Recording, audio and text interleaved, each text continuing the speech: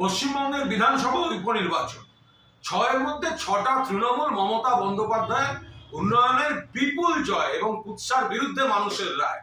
গতকালের গান ছিল যে তৃণমূল তো জিতেছে, বিজেপি তো হেরেছে, কিন্তু এই যে বড় বড় কথা বলার পর সিপিএম, তো গতকাল গান ছিল অরিজিৎ সিং এর মতো, আর কবে আর কবে আর কবে সিপিএম শূন্য থেকে এক হবে।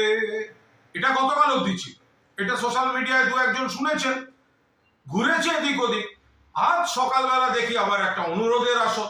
আমি তো শিল্পী নই, কিন্তু অনুরোধের আসরে দু একটা গান এলে তো চেষ্টা করতে হয়, তো সেই জন্য আবার সিপিএম এর জন্য আবার অনুরোধের আসর মেনে মোটর কলাই গোল গোল দাঁতে ভাঙে না, আর সিপিএম শূন্য থেকে একে যায় না।